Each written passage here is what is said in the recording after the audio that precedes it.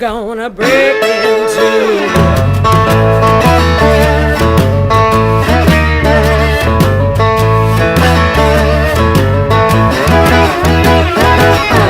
Crazy love, you got me worried. I don't know why you make me blue. Every time I call your telephone line, I gotta stop and hang up on you.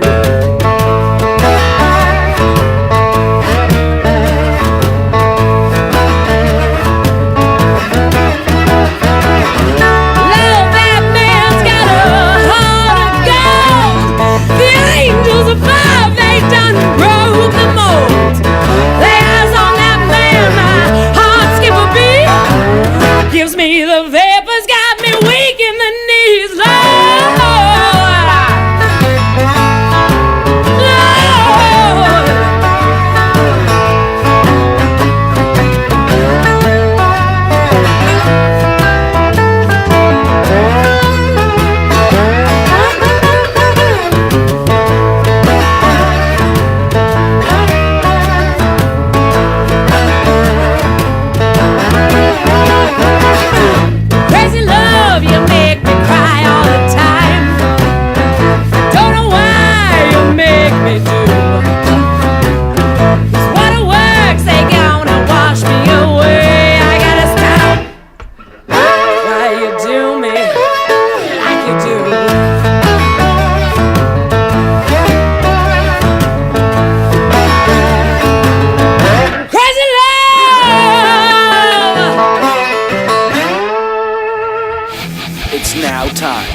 Talking Boxing with Billy C.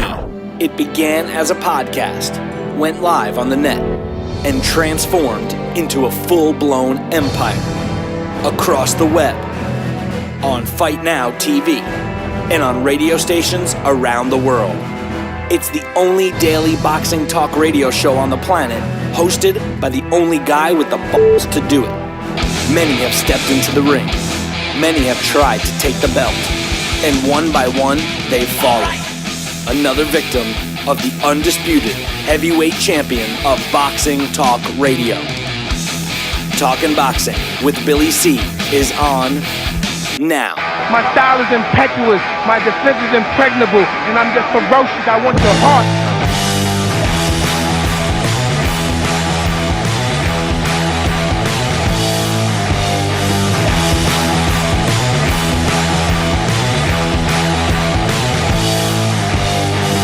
And we're coming to you live from the Billy C studio in Lake George, New York. I'm Bill Caligiuri, and it's time for Talking Boxing with Billy C. Good morning, good day, good evening, whenever you're listening. Hope you're doing all right. We got a busy show scheduled for you today and the rest of the week. But first, the show's being brought to you in part by Campanera and Tomkovich. If you're looking for a lawyer, use the ones that keep my ass out of trouble. That is Campanera and Tomkovich. Give them a call today, 845-221-4099. 845-221-4099. And don't forget, you can call from any place in the country. It's got to be in the U.S., though. 845-221-4099. The show's also being brought to you in part by the Turning Stone Resort and Casino and their Showtime event that's taking place June 7th, which is the International Boxing Hall of Fame weekend. So if you're looking to get tickets, you can visit our website right now, www.BillyCBoxing.com, and click the fight poster, which you can't miss. It's right there on the front page, right on the right-hand side. First one, click it, and it'll take you right to the ticket box office, where you can buy tickets for that event. So make sure you get yourself some tickets. Tell them Billy C sent you. And don't forget, I'm going to be ringside. So come on up and say hello. I'd like to meet all you slugs. I mean listeners. So anyway, we got a lot to talk about. First and foremost, before I read the emails, let me just say this. Damn. What am I saying it for? Did you see the Dennis Lebedev and Guillermo Jones fight on Friday? They had it was available. You could have watched it. It was during the day. It was great. I love watching. To tell you the truth, I hope that we get a lot more of the European fights that we can watch here on streams and stuff like that. I love watching fights during the day. I absolutely love it. I love watching fights at 4 o'clock in the afternoon, 5 o'clock, whatever. But not only was it a great fight, but damn, what the hell are they doing in Russia, man? I mean, listen, no disrespect to you Ruskies, but man, what are you guys doing? I mean, does it at all costs? Denis Lebedev was going to win that fight. I mean, if you didn't see it, I don't know how anybody, let alone someone that's his career is called or title is called a doctor, would have allowed that fight to continue. I'm going to give him the benefit of the doubt. The hometown guy or whatever. Let's just say that the fight was let go a little longer than it should have. Let's stretch it to the 8th round. I mean, that's pushing the envelope. Realistically, that fight could have been stopped after the 5th, but let's stretch it to the 8th. And the most appalling thing I think I ever saw took place during that fight, and it was when just before the knockout. It was there was I think he slipped or something happened. I don't know. I don't recall. But the referee, Stanley Christodoulou, brought him over to the doctor. He brings him over to the doctor. He calls time. He brings him over to the doctor. The doctor looks at this guy. Now, if you haven't seen what Denis Lebedev looked like, and I can't even imagine what the poor guy looks like today. But during the fight, if you didn't see what he looked like, gruesome would be an understatement. All right, disfigured would be an understatement. His eye. First of all, there was so much swelling. And it was cut, and it was the orbital. I can't even find words. The orbital bone had to be broken, possible cheekbone broken. I mean, just totally disfigured. All right, and he goes over to the doctor. Any doctor, a blind doctor, someone that you know how you're always saying, oh, Dr. So-and-so finished first in his class. The guy who finished last in his class. The guy who passed the doctor's exam with a 65. The guy who should have never been approved as a doctor, but paid somebody off and got his doctor's certificate or whatever the hell you get. All right? I mean, the worst doctor on the planet would have stopped the fight. This guy looks at it, gives Stanley Christodoulou a thumbs up, and pats Denis Lebedev on the back. Go get him, son. Unbelievable. I don't know what they wanted to do. Carl King, I was doing a show on LDL TV over the weekend. Carl King was on, and he said that he was there. He was there, and he's yelling from the corner, to the referee. What do you want us to do? You want us to kill this guy?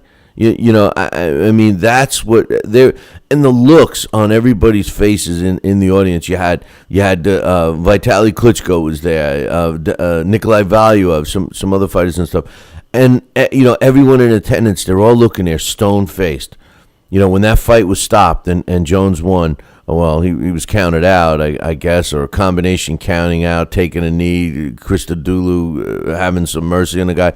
I mean, when the fight was over and Jones was celebrating, the looks on everyone's faces when they were panning the audience and stuff was like, I was saying to myself, man, Jones and the rest of the group better get the hell out of there.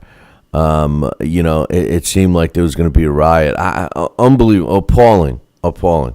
but we'll talk a little bit more about that a little bit later. But oh my goodness, what did you see it? There are some pictures. I am going to post a shot that we have with Don King holding Denis Lebedev's hand up immediately after the fight, and this poor guy. I hope he lives a normal life, let alone return to the ring. I mean, that's how serious it was. It was totally absurd. And the other thing is that the poor guy. I know what they were thinking. He was winning the fights on every single scorecard. There was no way that they were going to give Jones that title unless the fight was stopped just the way it was. Jones could not have won without a knockout. And I'm not so sure I disagree with that. I mean, it was a very entertaining fight, but Lebedev was definitely the aggressor and with some land and some hard shots. We learned a lot about Jones, his chin and everything else, but Team Guillermo Jones, which is Don King and company, they're looking to go right to heavyweight and fight the winner of Vladimir Klitschko and Alexander Povetkin. That's according to Carl King's his wish list anyway. I don't know. I mean, Jones, obviously they're looking for a big money fight, but Jones is a big dude. I could see him moving into the heavyweight division, but he's 41 years old. I don't know. Maybe get a fight with Huck. Marco Captain Huck in Europe would be a big payday. But anyway, hey, listen, I'm going to take a short break. When I come back, I got some emails to read. I got an announcement about the Talk to Me Man show. I got some statistics from our poll question last week and a bunch of other stuff. I'll be right back. If you're in upstate New York and you need a trucking company, then you need Riselli Enterprises. Riselli Enterprises is trucking at its finest. They have it all. Dump trucks, dump trailers, walk-in floors, flatbeds, flow boys, tankers, loaders, and a full line of roll-off containers for any job, big or small. Riselli Enterprises is also the source for all your sand, gravel, and topsoil needs. Visit them on the web at RiselliTrucking.com or call 315-433-5115. That's 315-433-5115 and tell them Billy C sent you. Are you ready, America? Then let's get it on with Fight Now TV. It's time, fight fans. Your channel has arrived. All the fights, all the names, all the action. From world-class boxing events to mixed martial arts showdowns and other combat sports matchups, Fight Now TV delivers the hits and more. Call your television provider and tell them you want to get it on with Fight Now TV. For more details, go to fightnow.com. We've got a great matchup tonight. Fighting out of the left corner is the #1 ranked contender. No, he is not. I'm sorry, but who are you? I am the IBO computer. I am programmed to provide only fair and unbiased boxing rankings. This fighter is the number 15 ranked contender. Fair and unbiased boxing rankings? That's a new concept. Actually, it is not. The IBO has provided unbiased computerized rankings for many years. Well, we've still got a great fight tonight, folks. In the left corner is the number 15 ranked contender. The IBO, the champion of integrity. Learn more at IBOBoxing.com. Check out BillyCBoxing.com now, or feel the wrath of the mighty mustache. Oh, that hurts. Why are you doing that to my face? I hate you. That's BillyCBoxing.com. Consider this your warning. As a young boy, all Billy C dreamed about was one day having his own catchphrase. And we're back. And we're back. One boy, one dream, one day, everyone will say. And we're back. And we're back. And we're back. And we're back. And we're back. And we're back. Catchphrase coming soon to a theater near you.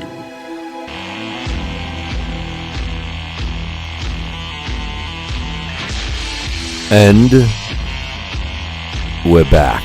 You're listening to the Talking Boxing with Billy C show. If you're watching us live right now, you're watching the stream version of the show anyway, make sure you check into the chat room right on BillyCBoxing.com. Be part of the show. Get your thoughts conveyed. We'll talk about it live. And Chatty's in there right now, and he says I asked if he saw the Jones Lebedev fight, and he says, yeah, nasty. It was an understatement, man. All I could say is, damn, that was some bad stuff, man. Unbelievable. Poll question last week was, should Mayweather conform to Canelo, or should Canelo conform to Mayweather to make the fight? 33.3% of you say Canelo should, but an overwhelming 66.7% say Mayweather should. So we'll have to wait and see. Today's Talk to Me Man show, we will have to, again, do it next week. We did get a trial run of our new software where we can have multiple callers calling in. We could have dual video so that you can watch all of that stuff. But I was not able to confirm with the production schedule with LDL TV, so we will have to hold it off. Rather than do it the old way, I want to unveil the new way. So we will put that off one more week. We do have some Talk to Me Man emails that I'm going to, the ones that are more running out, that are expiring, I'm going to try to get to on today's show and even later in the week. But if you have an email for next week's Talk to Me Man show, make sure you email it to me at talktomeman@BillyCBoxing.com. EQX says, you're right about De La Hoya and Pacquiao. The only thing about Floyd fighting Canelo at 154, which Floyd has fought at before, is that he's never come into a fight above 147, and Canelo weighed 172 on fight night against Trout. That's a 25-pound difference, but I see Floyd fighting him at 154. I think the most he ever weighed was 151, but I hear what you're saying, and I think that that is one of the main issues. Floyd is thorough with his, evaluations of potential, opponents, and I think that the rehydration issue is an issue. But again, I'm going to follow Scotty's wording last week, and I'm going to say, hey, you want to be great? I mean, that's what great fighters do. They fight outside their comfort zone and do well. They challenge themselves and everything else. So I know we've been talking a lot about that, and that's where I'll put that. He says, how hands-on do you think Floyd is? You guys just can't stop talking about this guy, can you? He says, how hands-on do you think Floyd is with his fighters? About as hands-on as Oscar De La Hoya is? I don't know. That's a really good question, and I don't think that Floyd is hands-on right now because he's so dedicated to his own career. But I will say this: I was impressed when Floyd worked the corner of a fighter on not this fight, but the last one. I was pretty impressed with how he was. I was, kind of chuckling to myself thinking that he wasn't going to be all that great and stuff, and I thought he did a good job. So it would be interesting to see. It's going to be interesting to see what role he does play. As a promoter, you leave your training up to your trainers, so but I think Floyd will make a good promoter. I do. Once he can let go of being inside the ring, I think he's going to be good outside the ring as well. The only problem is if he guides his other fighters, all of his fighters, the way he guided himself, he'll make a lot of money. They'll make a lot of money, but they'll be criticized for not fighting the big fights and stuff. So I don't know, but I do think that he'll do a fine job. Bigabeck says, what the hell is Lucas Matisse made of? Is he really a machine? I don't know, bro. But I tell you what, talk about Floyd Mayweather. That's a fight I kind of would like to see, and I'll tell you why. Matisse, here's my knock on fighters today. My knock on fighters today is that they don't make adjustments, or they don't force their opponent to fight their fight. Now they try, and a good case is Mayweather Guerrero. you would assume that Guerrero tried. He just didn't try hard enough, didn't go to other plans or whatever. You could say people step in the ring with Vlad Klitschko and try to get underneath that jab and don't. But it's fighters like Lucas Matisse who try and succeed. It was Lamont Peterson could have boxed Matisse. I think that was the game plan. I mean, they had to respect his punching power. Everybody that gets in the ring would have to respect his punching power. But what Lamont did was he allowed himself, or should I say, Matisse, made Lamont Peterson fight Matisse's fight, which was standing toe-to-toe and duking it out. And, you got to give credit to Matisse. I think he's more multidimensional than just a brawler. Despite him looking like that, this is a guy that knows how to cut the ring off. This is a guy that knows how to get other fighters into his fight. And it would be interesting to see how he would do against a guy like Floyd Mayweather. He's got the pop to knock out Mayweather. He's got the pop. The question is could he do it? Could he get in there to land a punch? I'm like Biggerback. I don't know, man. This guy just seems to be getting better and better and better. And, they're talking already about a possible showdown with Danny Garcia. And Amir Khan was quoted as saying, whoa, wait. Maybe I won't go to welterweight right now. Maybe I'll stick around for a fight with Matisse now, But we'll see. Good question from Biggerback. Killer Hill says, I got a bone to pick. Uh-oh. When they got a bone to pick, obviously he's not picking it at, different kind of bone, but obviously he's upset with something. Let's see. He says, how are you going to try to give Riddick Bowe credit for going back a few shows for blatantly ducking Lennox Lewis, saying that he took the better fight? Which better fight? I did say he took the better fight. Which better fight would that have been? Michael Dokes, Jesse Ferguson? Give me a break.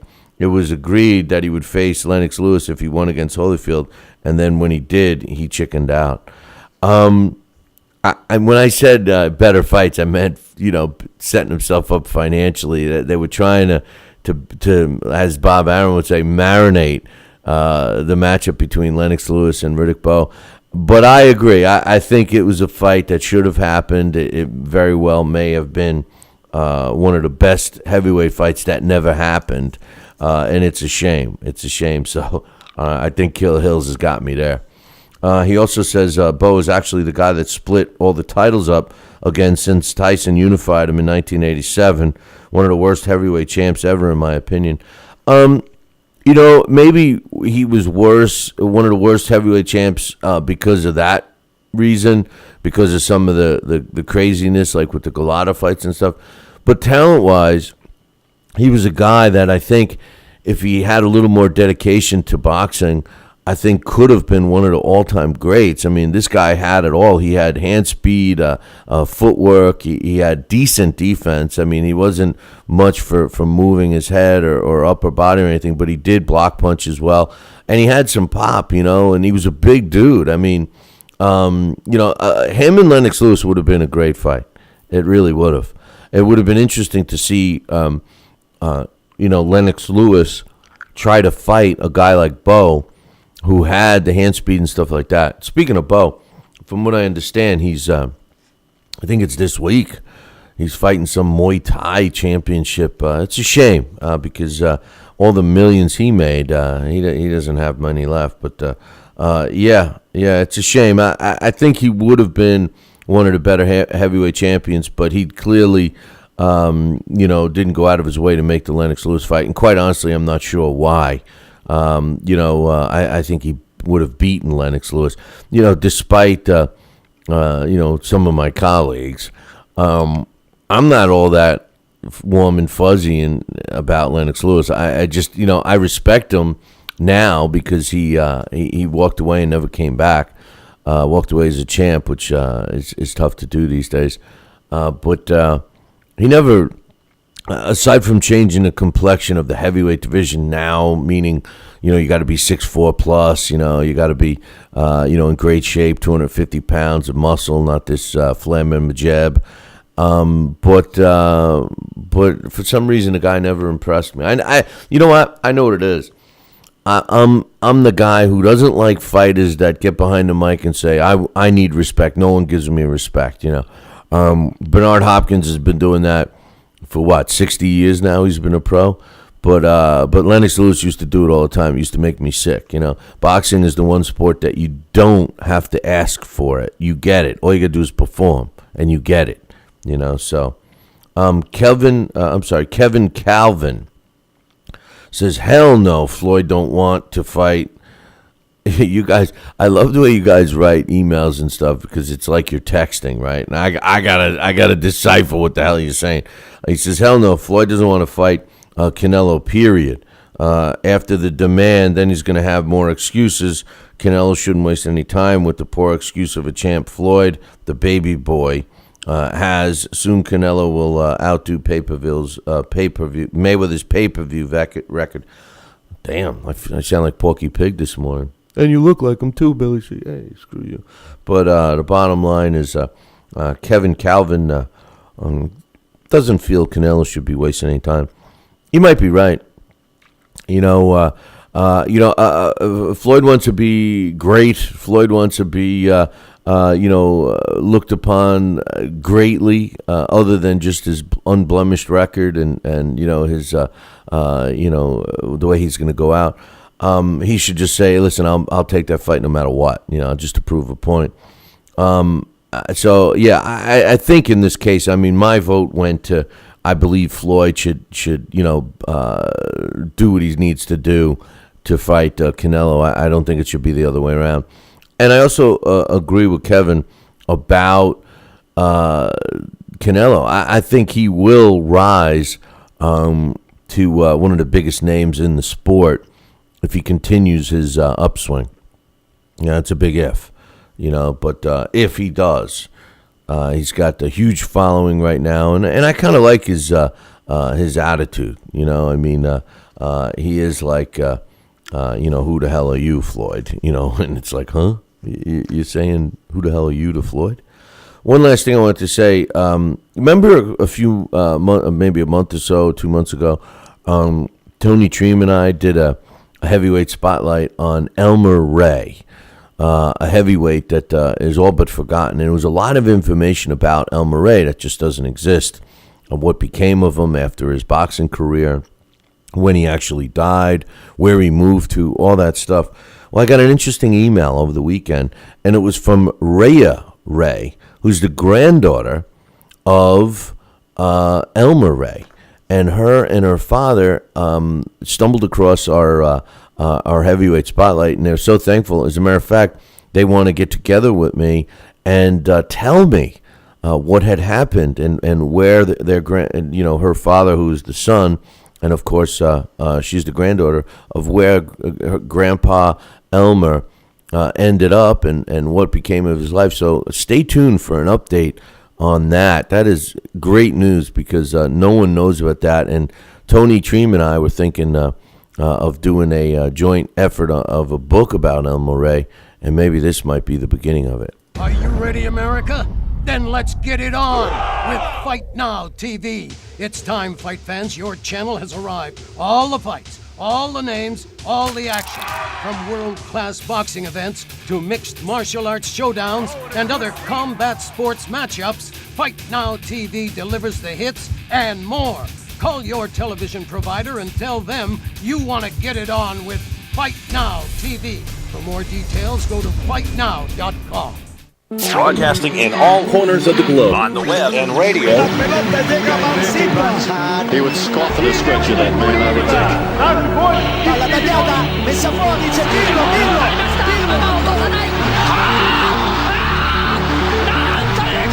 You're listening to Talkin' Boxing with Billy C. From upstate New York in the good old US of A. Boxing is here to stay because we are here to stay. The best 2 hours of boxing talk on the airwaves. Hey, fight fans, check out KOFantasyBoxing.com. KO Fantasy Boxing is boxing's only trademarked fantasy game. Check it out, www.kofantasyboxing.com. Select your own gym, your own fighters, track them through a season that can last from 3 months to a year, depending upon which league you join. You got to check this out, man. www.kofantasyboxing.com. Join it today. Again, www.kofantasyboxing.com, and tell them Billy C sent ya. Now back to Talkin' Boxing with Billy C., the only radio host man enough to take a punch from Mike Tyson. Wait a minute, man. Hold on there. Jeremy, man, I need you to take this one, all right? Wait, what? No way. I can't do this. Need I remind you I'm Billy C., damn it? Now put on that mustache and get in there. Hey, look at me. I'm Billy C. Crap.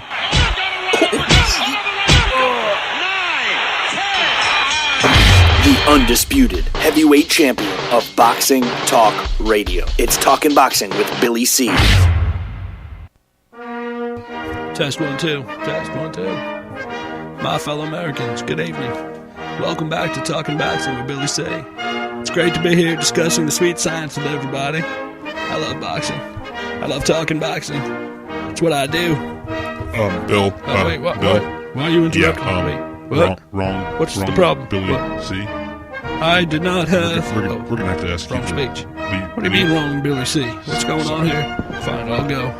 I just wanted to talk some boxing on TPSradio.net. That's all I wanted to do. I don't need your damn show. I'll get my own talking wrestling with the other Billy C. Yeah, that sounds good. Yeah. I've always been a Hulkamaniac anyway. Broadcasting live, brother. Welcome back to Talking Boxing with Billy C. on the mighty TPSradio.net, brother. What you gonna do, brother?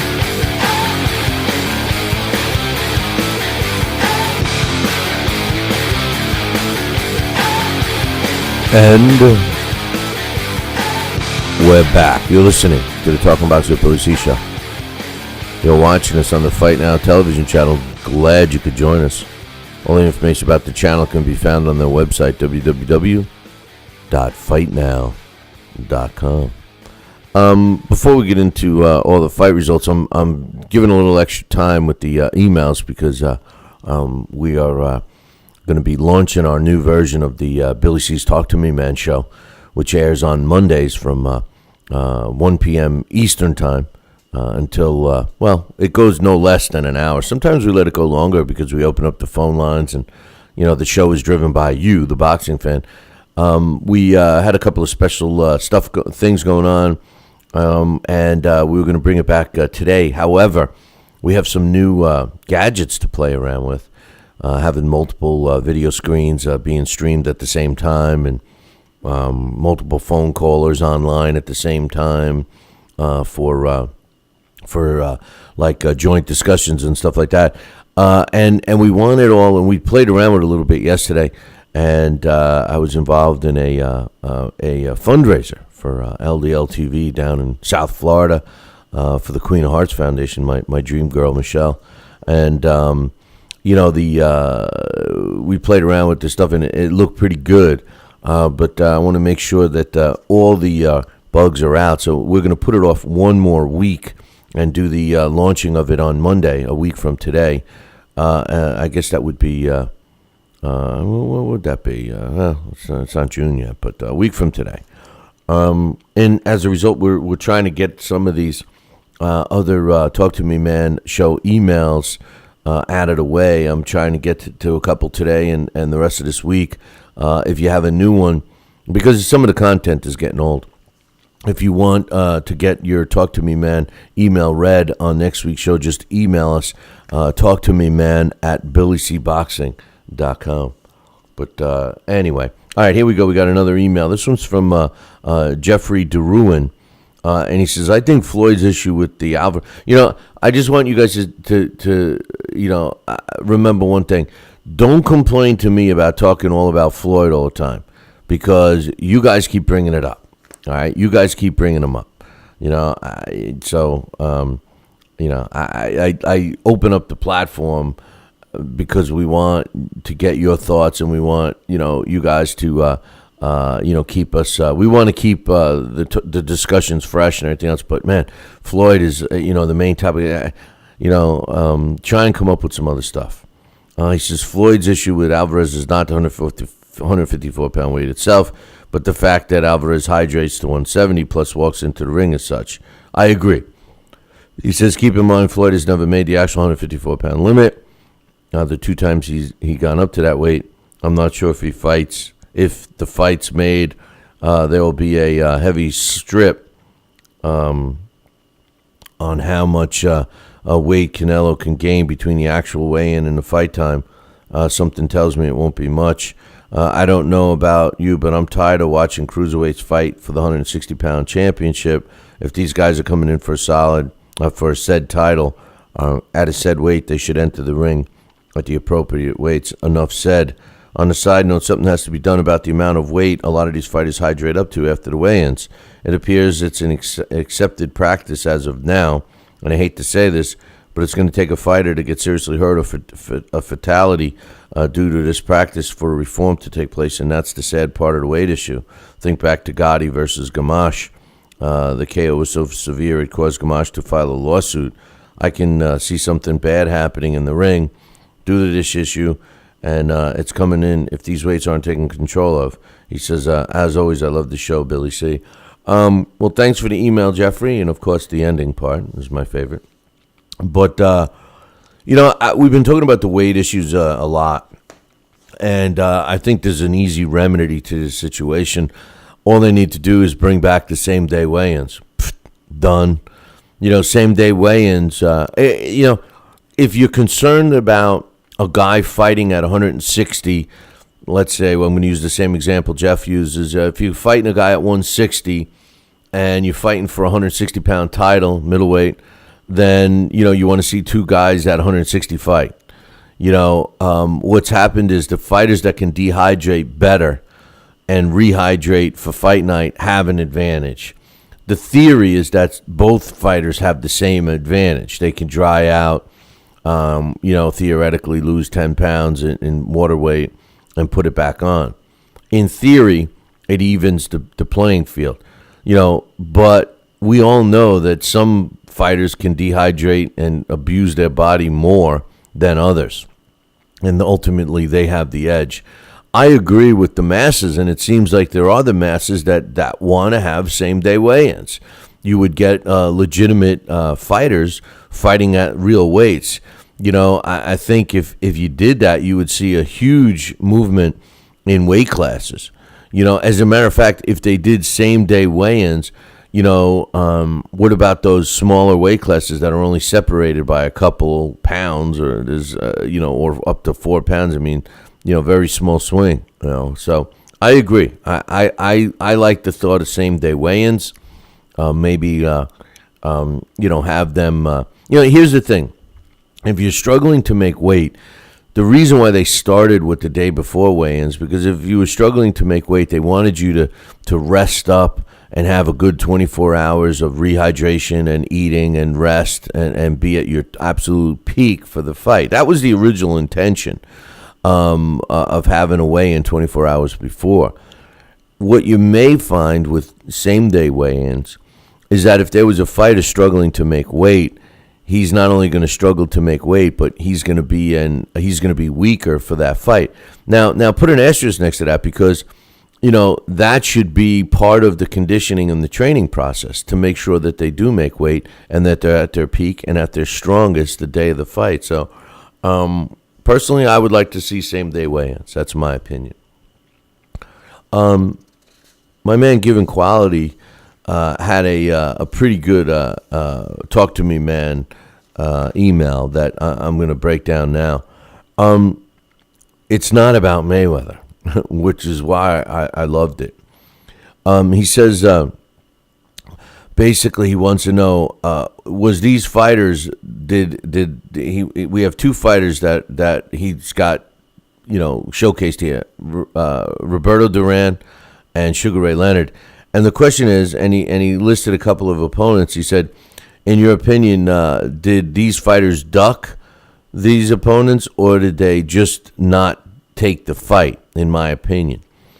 And for Ray Leonard, he's got Michael Nunn, Iran Barkley, and Aaron Pryor, which is a great question. What do I think? Did he duck these guys? Did the fight just not happen or what?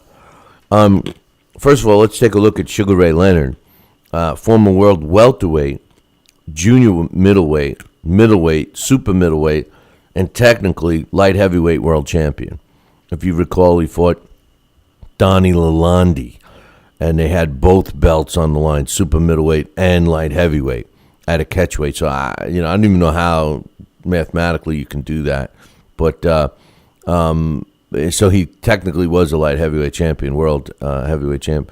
He's a Hall of Famer. His career record: 36 wins, 25 coming by knockout, 3 losses, only stopped the one time, and he did have a draw. Now, physically, he was 5'10", 74-inch reach, and throughout his career, he fought 306 rounds with a 63% knockout ratio. Just real quickly, if you look at Floyd and a lot of the comparisons and discussions we were talking about last week about Floyd possibly fighting Sugar Ray Leonard in a dream matchup, who would win. As you could see, he would have a physical advantage over Floyd in height and stuff, and you give Sugar Ray Leonard a 2-inch height advantage over Floyd, and then plus his hand speed and his knockout power. I really don't think that Floyd would have stood a chance against Sugar Ray Leonard. That's my opinion in a dream matchup. When you look at their physical size and stuff, and considering their athletic ability, they're both extremely, talented athletes. So, as far as Michael Nunn is concerned, Sugar Ray Leonard against Michael Nunn. Michael Nunn was 6'1". So he had substantial height, and he had substantial reach over Sugar Ray Leonard. He was had a 77-inch reach. He was a bigger fighter, but the one thing about Michael, second to none, is that he fought primarily in 2 weight divisions, and that was middleweight and super middleweight, which he was a champion of. I not only was he much bigger than Sugar Ray Leonard, I think his height and reach, not only did he have an advantage of height and reach, but he was just a physically bigger guy. Plus, he was 7 years younger. My opinion about Michael Nunn and Sugar Ray Leonard was Leonard didn't want. I'm not going to use the word ducked because I'm not sure that Leonard ducked Michael Nunn. I think that what happened was after Leonard retired, one of those many times. When he came back, he just felt that there was more money to be made against a guy like Marvin Hagler versus Michael Nunn, and of course a rematch with Tommy Hearns. I think there was more money involved than Michael Nunn. I don't think Sugar Ray Leonard should be, the word ducked should be used for him. Well, maybe. Let's hold on to that thought. So I think Michael Nunn just didn't make financial sense at the time, and I just think that because he was younger and came behind, I just think that the timing wasn't right for that fight. That's my opinion.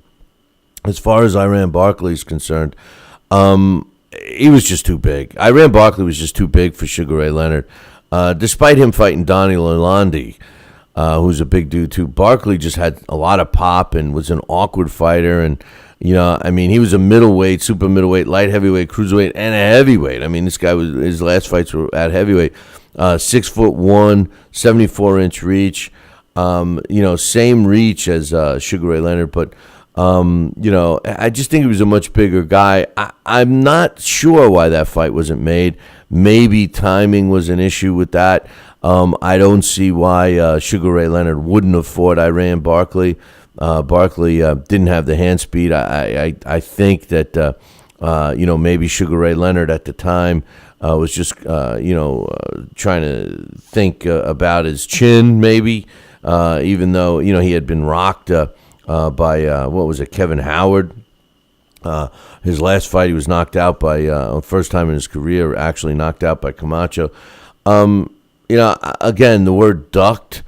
I'm not so sure I would use in this case, but I think that it just like Michael Nunn, I think that Iran Barkley against Sugar Ray Leonard just the timing wasn't right. It just didn't. It didn't make financial sense. Plus, the timing wasn't right. There was bigger fish to fry for Sugar Ray Leonard, a la Tommy Hearns and Marvin Hagler.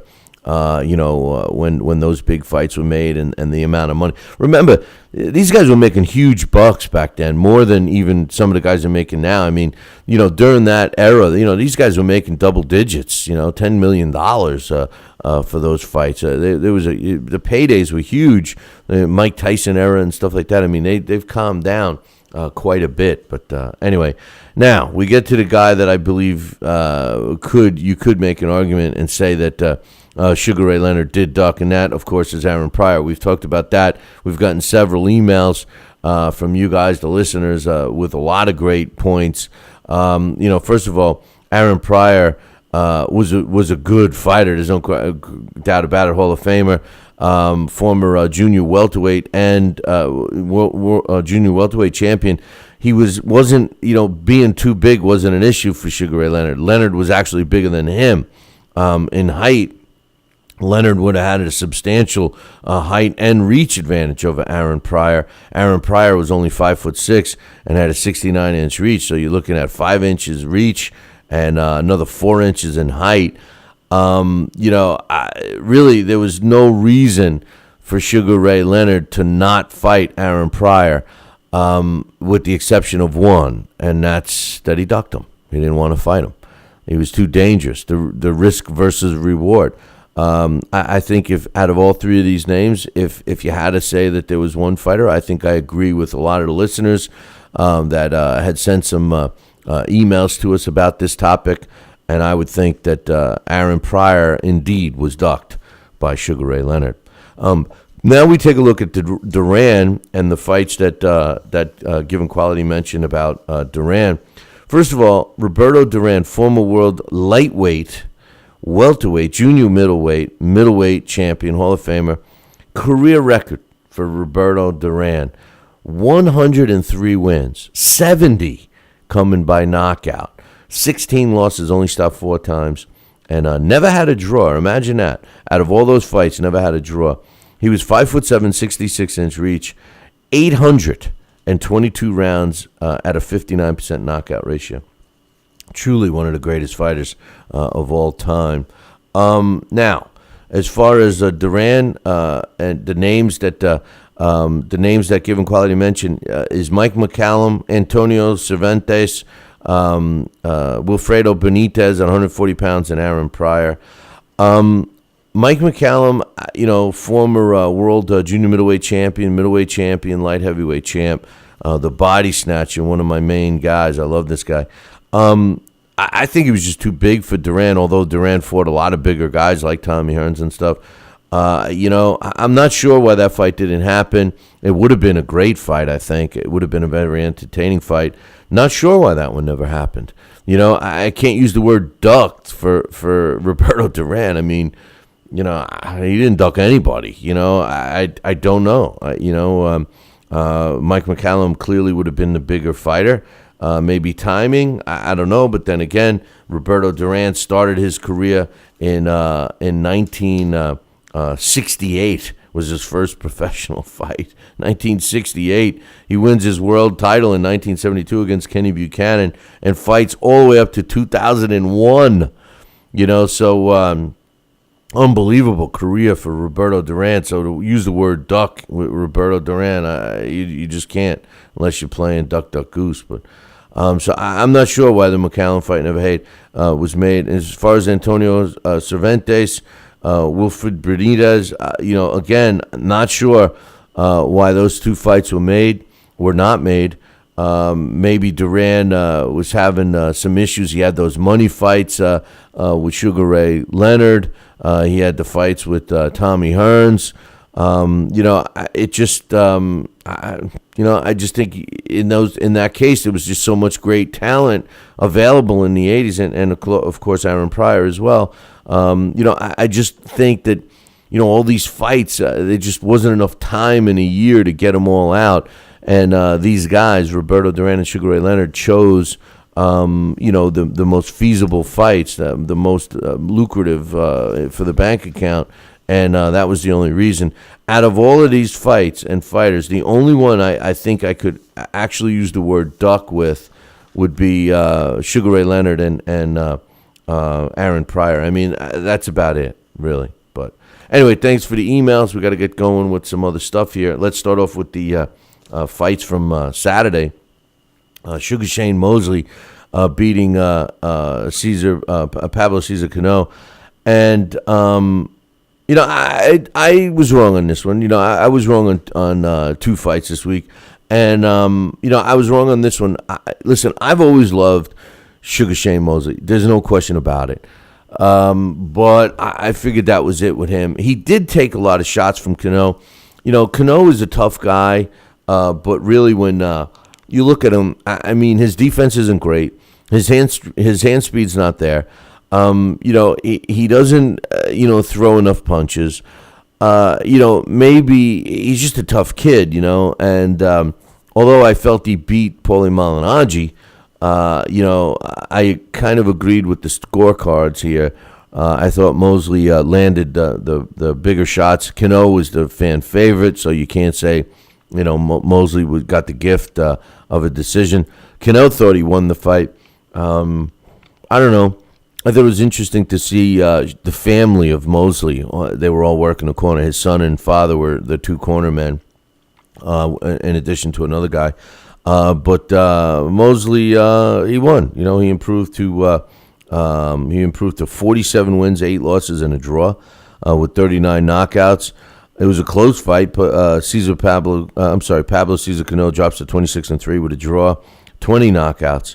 We'll see what happens. What Shane does. Does he walk away with the W here and close out his career? Is he trying to get one more big payday? I don't know. All I know is he looked every bit of 41 years old. His ring savvy beat the younger kid. I mean, I think that's what you gotta get out of this fight. I don't think you can. If you're Shane Mosley, and you review the tape, I can't see him and his father watching that tape and saying, man, you did some great stuff.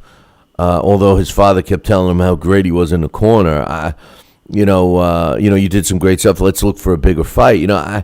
I just don't know if you can get that out of the fight. I mean, he won the fight. But he also fought Pablo Cesar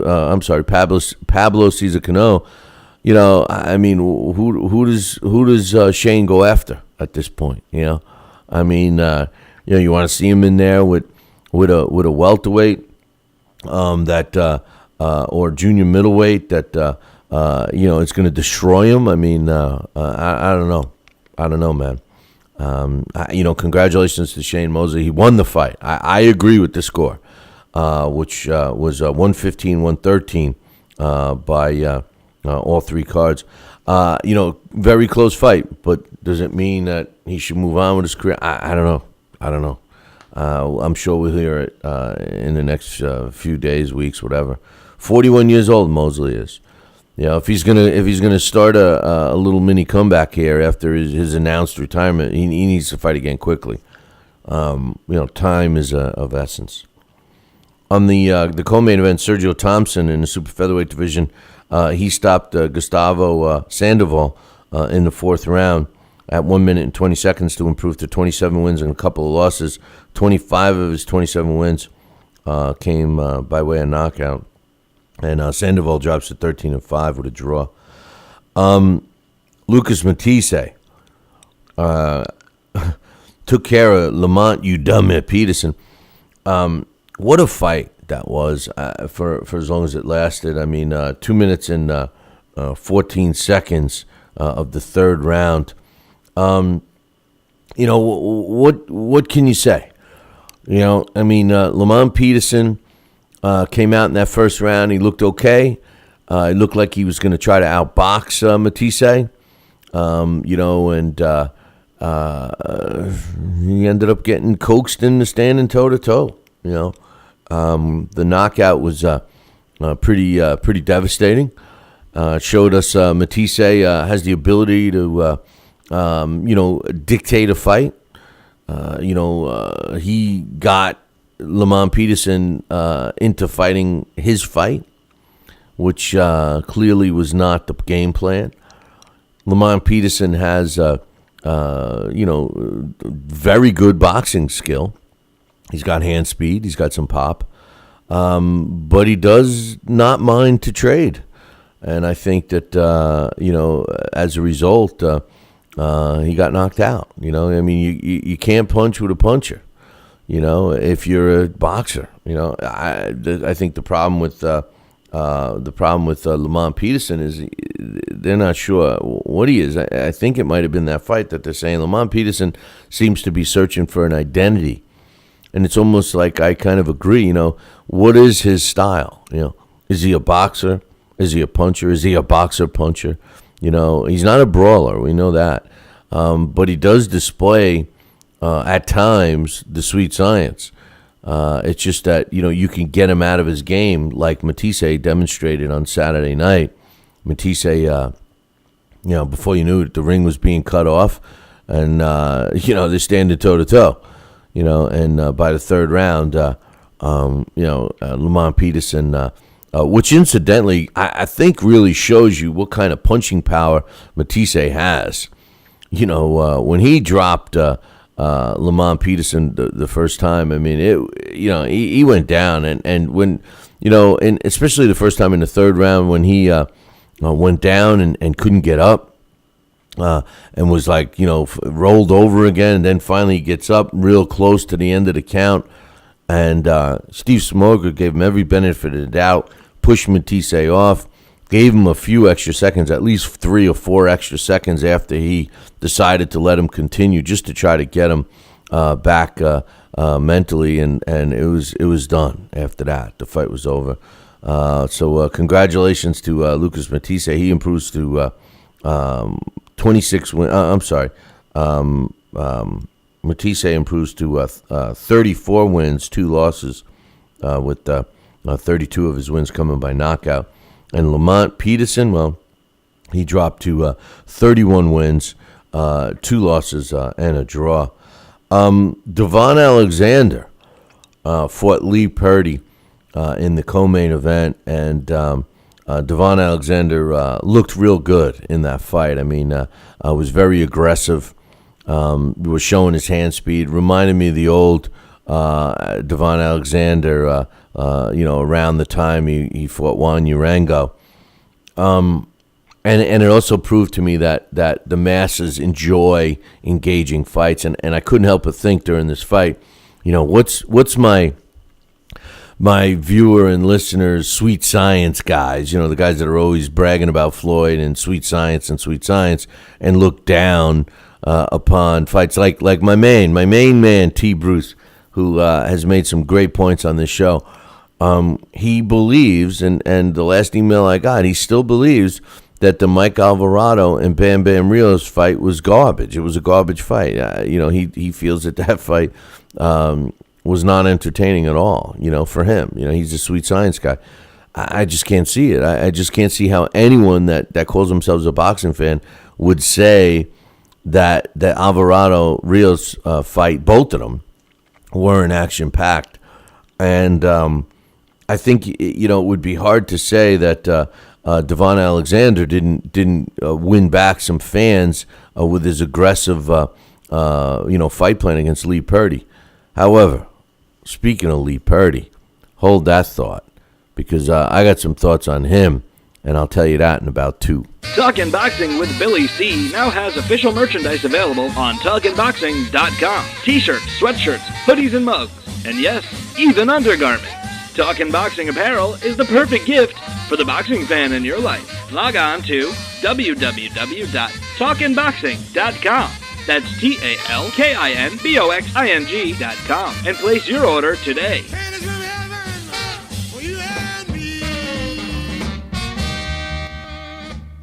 Join us here for 2 hours as Billy and the gang do what they do best. Every time I start talking about boxing, a white man got to pull Rocky Marciano out their ass. Rocky Marciano was good, but compared to Joe Louis, Rocky Marciano ain't. It's Joe Lewis's ass. Joe Louis was 75 years old when he fought. Huh? What? We're supposed to be talking boxing. It's Talking Boxing with Billy C. As Billy C sits here in the multi-million-dollar Talkin' Boxing Studios, sipping a fine wine before you're even out of bed, you should be thinking, damn, I wish I had a mustache like his. It's the Talkin' Boxing with Billy C show. He's Billy C, and you're not. Sucks to be you. Now let's dig into our archives and hear a rare interview when Billy C first became the champion of boxing talk radio. Hello, Billy C. As the new champ, can we ask you a few questions? Why, certainly. Okay, your fans would like to know how you and your corner have successfully walloped the competition. We're not ordinary people. We're morons. Anything else? I'm a victim of circumstance. Did your success finally come when you made the show 5 days a week for 2 hours? What do you think? I'm trying to think, but nothing happens. Now, please tell the listeners what you've learned from making it this far. Certainly. If at first you don't succeed, keep on sucking till you do succeed. Great words of wisdom, Billy C. Keep up the great work as the undisputed People's Champion with your show, Talkin' Boxing with Billy C. Any last words to anyone who's listening? This is your fault, you bonehead.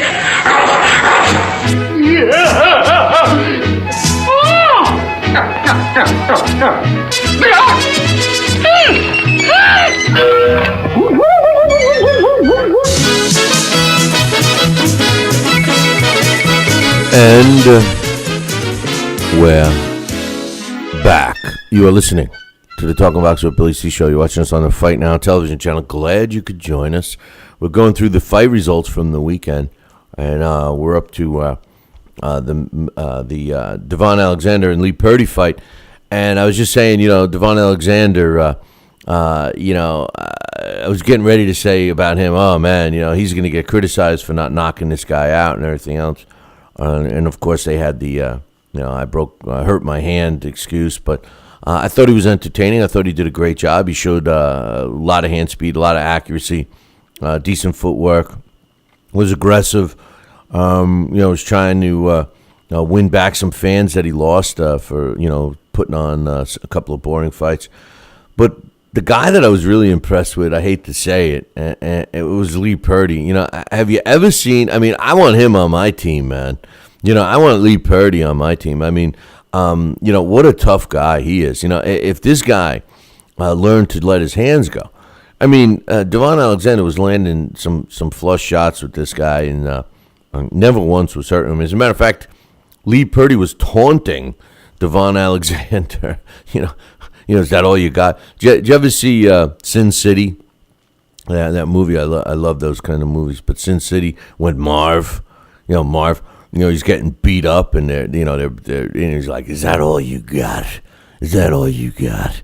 It's just that was like Lee Purdy, and finally his corner, did the right thing. The anti-Lebedev corner, which I'll get to in a second, but Lee Purdy's corner stops the fight, giving Devon Alexander the knockout win. He improves to 25 wins and a loss, 13 of his wins coming by knockout, and Lee Purdy drops to 20-4 with 13 knockouts and a draw. I do say this, I want to see Lee Purdy again. Can't wait to see him fight again. Some other fights on that card, Sean Porter really dominated Phil LoGreco to improve to 21-0 with a draw. 14 of his wins coming by knockout. Phil LoGreco drops to 25-1 with 14 knockouts. Hit the canvas a couple of times and went to the end. 99-89, 100-88, 100-88 with the 3 scores. LoGreco showed that he's tough, but Sean Porter showed that the way to win a fight is to actually throw punches. And that was what Sean Porter did. Not sure if we see an increase with Sean Porter's ability in this fight. I don't know if Phil LoGreco was a fighter that, we could say, oh, yeah, Sean Porter got better. He's definitely fought the better opposition than LoGreco did, and he definitely did what he was supposed to do against LoGreco. But I'm curious to see how he would do against a slick boxer rather than somebody that's limited.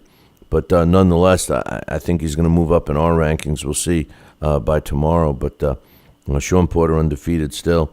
Thomas, the top dog, Williams, won. He improved to 14-0 with 10 knockouts when he won an 8-round decision over Triple G, Otis Triple G Griffin, who drops to 24-13 with a couple of draws, 79-73 with the way two of the judges had it, and the third had it a complete shutout, 80-72. Otis Triple G is nothing like the way he was back in the day. Thomas Top Dog Williams, I'm not so sure I got a warm and fuzzy feeling about him either. But we got to give credit to him for beating Triple G, who obviously Otis Triple G, obviously who is a slick fighter. He's been around a while. Anthony Ogogo, he improved to 2-0 with a knockout when he won a workman-like 6-round decision over Edgar Perez. Edgar Perez was just a punching bag, a human punching bag. Anthony Ogogo was trying to knock him out, and that was the game plan, but it didn't happen. Two of the judges had it 60-54, one had it 60-53. Anthony Ogogo is a guy that I'm going to keep an eye on. I like what I see with this kid. Very poised for a guy with only 2 professional fights. I know he had a very extensive amateur career, but sometimes that transition from amateur to pro takes a little while. It doesn't look like it's taken too long for Anthony Ogogo. He looks like he's been fighting this style since day one. So I think this kid is the real deal, and I'm looking forward to seeing more from Anthony Ogogo. Cesar Cida improved to 25-1 with 17 knockouts when he beat Miguel Tamio in a 8-round fight. He won in a decision. The way the judges scored it was 79-73 and 80-72. One had it 80-70. So unanimous decision. Also on that card, Anthony Peterson, the younger brother of Lamont Udemy Peterson, improved to 32 wins and a loss with 21 knockouts when he knocked out Dominic Salcido in the second round. Salcido drops to 18-5. Amir Khan's little brother, Haroon Khan, improved to 2-0 with a knockout when he knocked out Vicente Medellin, who has yet to win a fight, who dropped to 0-6. And Khan is 2-0 now. Rashid Warren improved to 4-0 with a couple of knockouts when he won a fight against Angel Carvajal by stopping him at 2 minutes and 5 seconds of the fourth round. Carvajal drops to 2-2. Lightweight Robert, I love this name. They call him the Playboy E-Bunny because his last name is Easter. So Robert Easter improves to 4-0 with 4 knockouts when he knocked out Eduardo Gulen. Dropped him twice, and then finally the fight was stopped. Gulen drops to 0-3. And to kick off the night, Jamal Herring improved to 3-0 with a couple of knockouts when he knocked out Victor Galindo in 21 seconds of the first round for Galindo to drop to 1-2. So some other fights from Saturday. Puerto Rican Olympian from 2012, Felix Vertigo. Is it Vertigo or Vertigo? Improved to 6-0 with 5 knockouts when he stopped Corbin Page in the fourth round. Page drops to 4-6-1. But that was the co-main event. The main event was Gallimar Rodriguez. He stopped Alicio Castaneda to improve to 21-2 with 3 draws and 15 knockouts. The official time was 1 minute and 6 seconds in the third round. Castaneda drops to 15-2. In a fight that was just, this is why everybody wonders why I love Giovanni Segura, and this is why, he fought in a WBC flyweight elimination bout against Edgar Socha, and Edgar Socha was a veteran fighter, and I missed this one on our challenge, but Edgar Socha scored a 12-round unanimous decision over my man Giovanni Segura. Sosha improves to 49-7 with 29 knockouts, and Giovanni Segura drops to 29-3 with a draw. The way the scores were 115, 112, 116, 112, 114, 113, all in favor of Sosha, who is kind of on an upswing. If you recall, a couple of months ago, he beat Ulysses Solis, so now he's in line for the featherweight, the WBC flyweight champ Akira Yagashi. So, also on that card, Alejandro Gonzalez Jr. improved to 19-0 with a couple of draws and 13 knockouts when he stopped No Martinez in the very first round. No Martinez drops to 12-4 with 5 of his wins coming by knockout. And on that card, featherweight Adrian Young remained undefeated at 18-0 with a draw with 15 knockouts when he won a 10-round decision over Sylvester Lopez, who drops to 20-5 with a couple of draws and 15 knockouts. The score is 95-92 twice and 97-92. So over in, Germany, my man Oliver McCall didn't fare too well. He lost a very close decision to Krzysztof Zimenak. Zimenak improves to 15-0 with a draw, 11 knockouts. He was the busier fighter. According to the judges, Oliver McCall drops to 56-13 with 37 knockouts. It was an 8-round fight, and it took place in Poland, not Germany. McCall, 48 years old. And Zimenak won the fight primarily with beating McCall to the punch. And that's something that, 48-year-old Bernard Hopkins seems to have been able to do.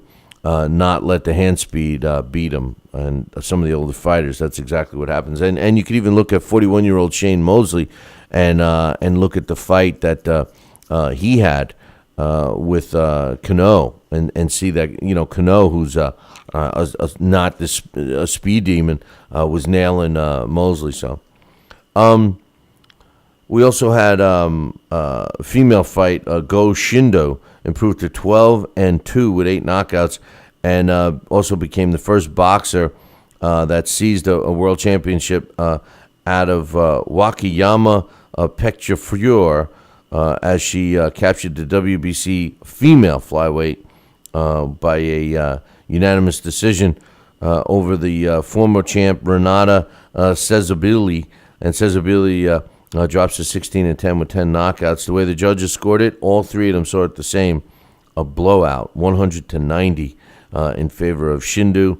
The fight took place on actually Sunday in Japan. One other thing for Saturday, the prize fighter tournament took place, and it was in the cruiserweight division. Now the winner, Wadi Camacho, who's got a record now of 9-1 with 5 knockouts, scored a second-round knockout over Harry Miles in the final. Harry Miles' record now is 9-8 with a couple of draws. He won the 32,000 pounds, and it was the 8-man tournament. I love it. It's all in 1 night. 1 minute 47 seconds was when Camacho knocked out Miles. The way the whole tournament went, the first matchups were Danny McIntosh beat Neil Dawson with a 3-round decision. Harry Miles beat Connell Carmichael with a 3-round decision. Nathan Owens beat Shane McPhilbin with a 3-round decision. And Wadi Camacho beat Martine Graininger with a 3-round decision. In the semifinals, Wadi Camacho beat Nathan Owens, and Harry Miles beat Danny McIntosh, both by decision. And then, like you just heard, Wadi Camacho knocked out Harry Miles to win the cup. So that's what took place on Saturday and the one fight from Sunday. Now, on Friday night, let's just go. I'm going to save the Jones fight for last. Let's go through some other fights real quick. The Gerslan Maduma improved to 14-0 with 9 knockouts. 3 judges scored at 99-91, 97-93, 96-94 when he beat via unanimous decision Saul Cameron in the main event on Friday. Cameron improves to 20-6 with a draw. That was the main event. James DeGalley took care of Sebastian Demures, late minute sub, 1 minute 58 seconds of the second round. That does not surprise me at all. Sebastian Demures, I think, found out about the fight a week ago, was fighting out of his weight class. So DeGally improves to 15-1. In the junior lightweight division, Baha Laham stopped Alan Paradis in the fifth round to improve to 12-0 with 5 knockouts. And Paradis drops to 15-2 with a draw. So we'll see what happens with him. Also, Emilio Quintana didn't get out of the first round against Eder Alvarez. And Andrew Gardner wanted to make this a short night and ended up winning via a fifth-round knockout to improve to 8-0 with 4 knockouts over Emilio Quintana. In the super middleweight division, Schiller Hypolet improved to 7-1 with 4 knockouts over Martin Avila. Also, in the junior welterweight division, Tony Luis had suffered his first defeat in his previous fight, but avenged that loss right now, or at least let me just say got back on the winning track to improve to 16-1 with 7 knockouts when he beat Mauricio Goico, who dropped to 21-37 in those fights. A couple other fights I want to mention. Former 2004 Olympic representative for Athens, I'm sorry, Joel Brunkner improved to 26-0 with 15 knockouts when he stopped Maxi Sai Synthesong, who dropped to 12-3 in Australia. And also former world champ Gary St. Clair improved to 45-12 with a couple of draws and 18 knockouts when he won a unanimous decision over Roberto Oyan from the Philippines. So congratulations to those two fighters. And Curtis Woodhouse, remember Curtis? Curtis Woodhouse was the guy who was being bothered by somebody through Twitter, I think, and literally found the guy. Did the old Inspector Clouseau deal. Got people to rat out on this guy and ended up knocking on his door. Because the guy says, was making all these threats. Well, Curtis Woodhouse was back in the ring, and at the lightweight division, took care of a 19-year-old Budapest fighter, and his name was, what was his name? Sandor Horvath. To improve, Woodhouse improves to 18-5 with 11 knockouts, and Horvath drops to 9-7. So Curtis Woodhouse becoming a fan favorite because he didn't let himself get bullied around on Twitter. All right, now let's take a look at the Guillermo Jones and Denis Lebedev fight. On the undercard, Grady Brewer quit on a stool after the third round to drop to 30-16 with 16 knockouts at the hands of middleweight Dmitry Chudanov, who improved to 9-0. Grady Brewer, this is a guy that just is looking for paydays. He's in good shape because he's in fitness business, but I don't think he's really trained. He's just taking whatever fights he can, padding his bank account. He doesn't take a beat, and he quits on his stool. It's time to stop buying tickets to see Grady Brewer. I hate to say it, but if you're gonna buy a ticket to a fight, you want to see a fighter try, And I'm not accusing Grady Brewer for not trying, but you know what? When the going gets tough, he stays on his stool, and that's not what I think boxing fans should be paying for. But in the heavyweight division, and I love the way you got to try to follow this around, but the regular WBA heavyweight champion, Alexander Povetkin, he improved to 26-0 when he took care of Andrzej Warzak. He took care of him in the, I believe, the third round, 2 minutes and 3 seconds. Yeah, it was the third round. He beat the hell out of him in the second round, and of course the third round. The first round was a feel-out round. Povetkin improves to 26-0. Warzak loses for only the first time in his career, 27-1. Now, the bottom line is the $23 million purse bid that goes with Vladimir Klitschko against Alexander Povetkin. Not sure if this is going to be much of a fight. You know, I don't think much of Alexander Povetkin, to be honest with you. Doesn't impress me at all, not even a little bit. In this particular fight, he looked good, but you know, he was fighting a guy that basically was a heavy bag with arms, and oh yeah, he had a couple of legs too. But you know, the bottom line is, you know, we're going to be talking about the Guillermo Jones and Denis Lebedev fight, which incidentally was the main event. I mean, when was the last time? I mean, consider this: when was the last time you saw a fight where there was a world heavyweight championship on the line when it wasn't even the main event? I mean, I can't recall. Honestly, I can't recall a fight that you know followed that suit before Friday's Povetkin and Warzak fight. I just you know, I think everybody on the planet knew that it was not going to be a competitive fight. And I think they also know that Povetkin is a you know, listen, I'm not going to say he's a fraud. I'm not going to say he's a bum, because he's a guy that keeps winning and stuff. But he's certainly not a champion, in my opinion. I know he's got the belt, and I know by definition he is. But I mean, this isn't a guy that, you know, is world champion caliber. If you're looking at the Klitschko brothers as the other champions, you know.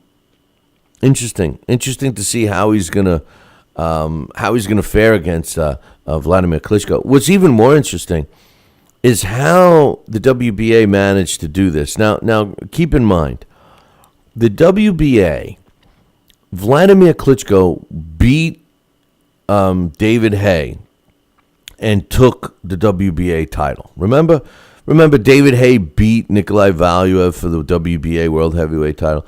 I don't think he won the fight. I think it was close. I thought Valuev won, but nonetheless, it was close enough. So Haye wins the belt. Then he finally gets in the ring with Vlad and runs like the girl, and then, you know, has the toe issue and I don't know, toe jam problem. I don't know, whatever the thing was, but you know, so therefore Vladimir collected the WBA belt, the regular belt. Then after that fight happened, the WBA elevated, they so-called elevated Vladimir Klitschko to super champion. Now he's the heavyweight super champion for the WBA, and vacated the regular old musty, dusty heavyweight world champion. And they had to fight between Povetkin and Ruslan Shagayev to fight for that vacant belt. And we all know that Povetkin won and has been winning since. So now they make Vladimir become the mandatory challenger of the title they elevated him from to fight Povetkin.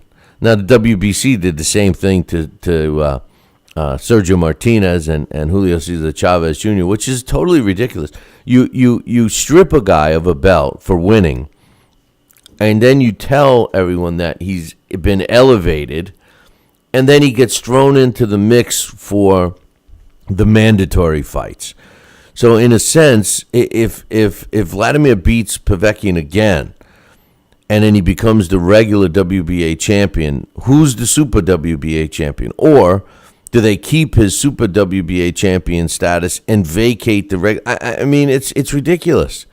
It's ridiculous. I just don't know how people put any value in these belts when you do that. You know, it's bad enough that you got the interim belt holder. You know, you got the diamond belt. You got the you know, silver belt. You got the world championship belt. You got the recess and championship belt. You know, you got all these belts. But it's bad enough that when a sanctioning body elevates you, this is the wording they use. We have elevated you to diamond champion. We have elevated you to super champion.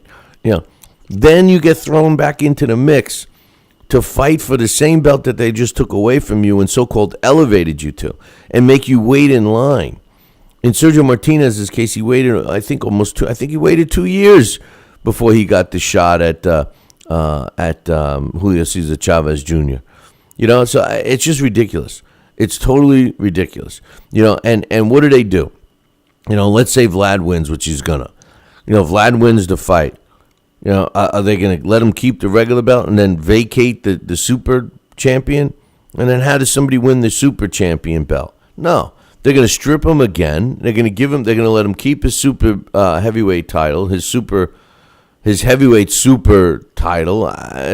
It's ridiculous. It's totally ridiculous. But anyway, what was really ridiculous was the Guillermo Jones and Denis Lebedev fight. I was talking about this in the beginning of the show. Have you seen this fight? If you're watching this show right now live, or if you're watching a replay or something, listening to the podcast, which incidentally, we could definitely use you as a premium podcast subscriber. I know you watch the show on Fight Now TV. I know you watch it on YouTube. I know you watch it live on BillyCBoxing.com and LDL TV. I know you can get the show in many places. However, the premium podcast subscription ensures that you're going to get every show, because sometimes if there's a glitch with the video, we don't get a copy. Fight Now has it, but if you don't have Fight Now, you lose. You don't get to see it.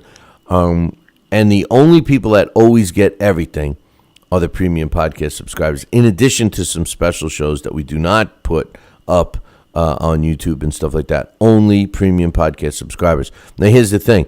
Not only are you covering your ass with getting the show every day, with becoming a premium podcast subscriber, and not only is it only $15 for the year. Yeah, you heard it right.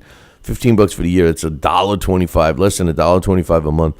Not only do you get all of that, but the bottom line is you're supporting us, too. We need premium podcast subscribers to keep the ball rolling the way we want. So if you like the show, do us a favor and subscribe, even if you only listen to it once in a while. Even if you only listen to it when we miss a show for YouTube or something. Or maybe we do a post-fight show that's a special. Or we do... the Talk to Me Man show, or the Change My Mind, and all these other shows that we do that we don't make available. You'll get them all as a premium podcast subscriber. So do us a favor, please sign up, become a premium podcast subscriber right now. You can go to our website, www.BillyCBoxing.com, and click one of the Billy C Premium posters, and it'll take you right to where you subscribe. While you're at it, make sure you follow us on Twitter. It's at Talkin' Boxing, TALKIN BOXING, and also join our Facebook group, Talkin' Boxing with Billy C. We have several Facebook accounts, but your best bet is to join that group. We post a lot of stuff up there, video clips, all that stuff. So check that out. And as far as Twitter, if you follow us with Twitter, you're going to get a ticker tape of boxing news, especially at live events we cover. We have all of the round-by-round action that we tweet. Hey, listen, I'm going to take a short break. When I come back, Denis Lebedev gets disfigured by Guillermo Jones, and you would think that the ringside doctor, you would think the commission in charge, you would think that the corner of Denis Lebedev would save this guy from the brutality that was being displayed on his physical face. You would think all of that would happen. I'll be talking about that in about 2.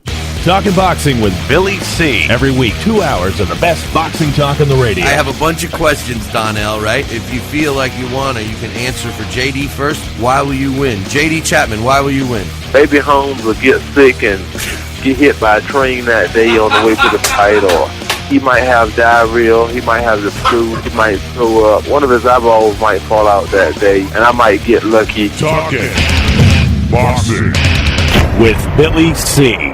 In the real world, life has its shares of trials and tribulations, but you don't have to face them alone. This is Patricia Campanaro of Campanaro and Tomkovich. If you are facing emotionally difficult family legal issues from divorce to child custody, reach out to the team that will dedicate themselves to fighting for you, the team of Campanaro and Tomkovich. With almost 30 years of experience handling divorce, child custody, legal guardianship, visitation, and other legal issues dealing with family concerns, we can help you resolve the problems you are facing with professionalism and care. Our supportive staff is always ready to assist you with any questions or concerns you may have. To find out more about Campanaro and Tomkovich, visit us at duchessnylaw.com or call us and speak to a member of our attentive staff at 845-221-4099. That's 845-221-4099. Don't be surprised at court with inexperienced representation. At Campanaro and Tomkovich, we have been helping our clients get the justice they deserve for almost 30 years, and we could do the same for you. Now back to Talkin' Boxing with Billy C. He may not have an Excellence in Broadcasting award, but the night's still young. And he's got martinis. So you never know what may be by morning. It's Talkin' Boxing with Billy C. Talkin' Boxing with Billy C. The one, the only, Don King. Makes me feel good, Billy, to have you, the #1 show in the country, Talking Boxing with Billy. So I invite each and every American that's listening to this great show to tune in, because we want you to be there with Billy and me. St. Jimmy's coming down across the alleyway, up on the boulevard like a zip gun on parade. Lights on the silhouette, he's in some butter net, coming at you on the count of 1,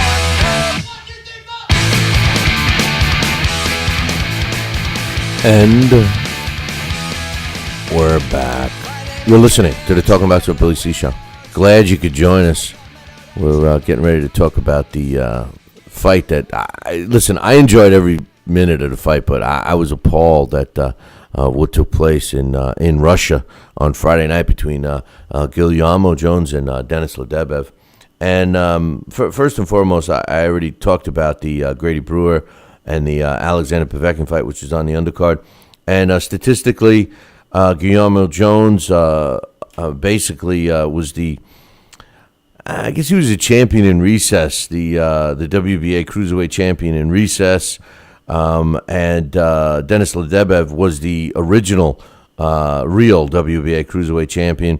Guillermo Jones knocked out Denis Lebedev in the 11th round, and he improved to 39 wins, 3 losses, and a couple of draws with 31 knockouts. Denis Lebedev lost for only the second time in his career. The first loss was extremely controversial against Marco Captain Huck, but this loss was not controversial at all. It may have been controversial fight if it went to the last bell, but it didn't. Lebedev drops to 25-2. Now, Jones is listed as 41 years old. Many people believe that he may be older than that. He looked pretty good. I was saying on Friday that I saw him in Miami a couple of weeks ago, and he looked great, you know, and I was talking to the team, and they said that he was having a great camp and everything else. Now, Carl King was in the corner, and I got to speak with Carl yesterday, Don King's son, and he just couldn't believe that this fight wasn't stopped. If you missed it, it really is going to be a candidate for a fight of the year. I can't see it not winning. I can't see somebody else putting on a better show than what we saw between Lebedev and Guillermo Jones on Friday. Somebody, one of these places that give you a fight of the year is going to give the fight of the year to this fight for a couple of reasons. Number one, it was action-packed. I mean, it really was. Guillermo Jones, who I thought would try to outbox Lebedev, actually did what Scotty thought, and tried to outmuscle Lebedev. Now, I learned a lot of things in this fight. First of all, Jones has a lot of pop behind his punches, and we all know that Lebedev has a granite chin. Every time he landed a punch, it would just stop Lebedev in his tracks. Now, Lebedev has a lot of pop too, and landed many shots on Guillermo Jones.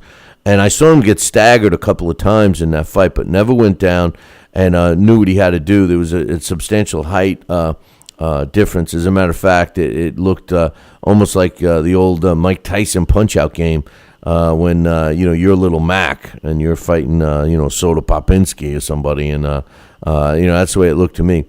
But here's the thing: a cut opened up in the very first round.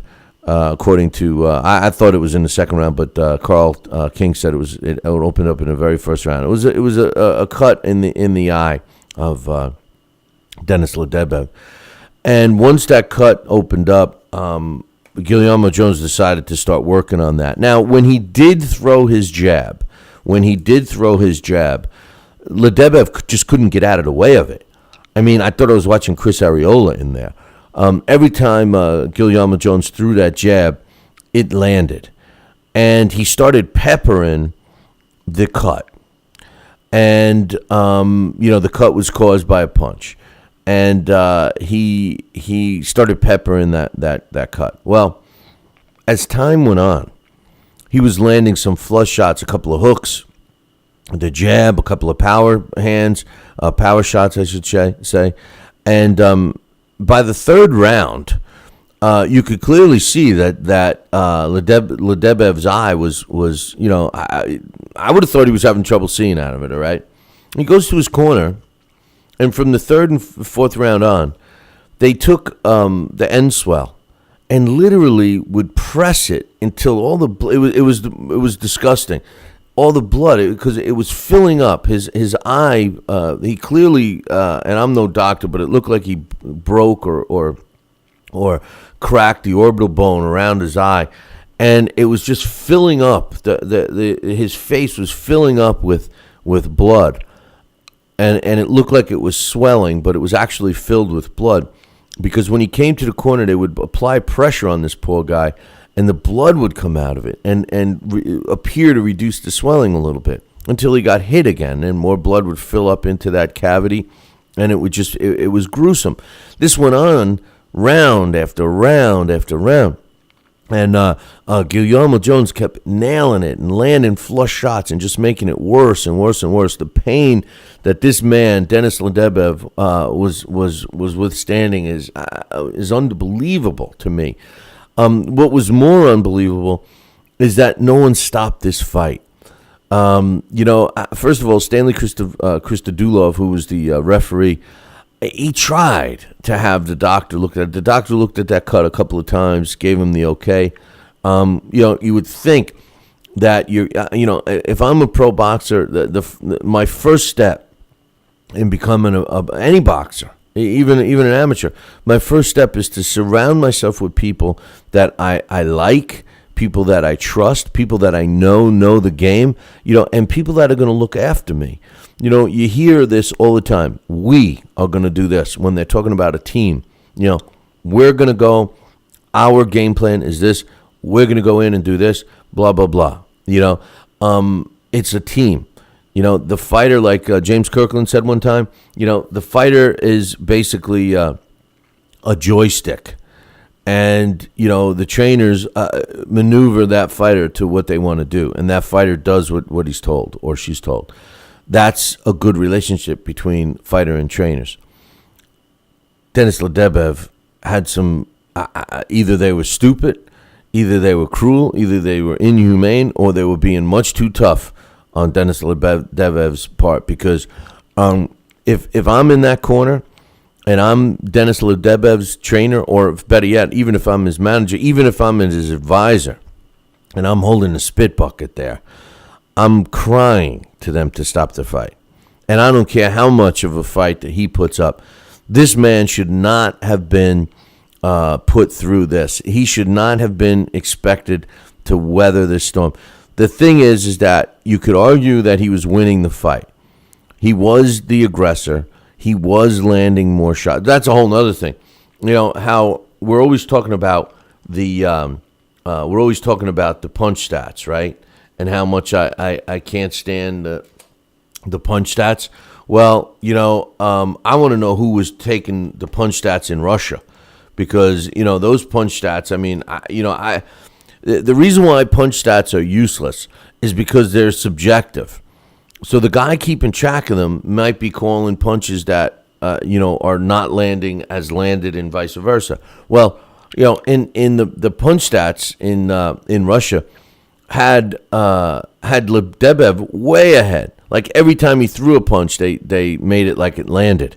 So the stats were showing that Lebedev was winning. the scorecards that they produced after the fight had Lebedev winning and Jones having virtually no chance of winning that fight unless he won by knockout.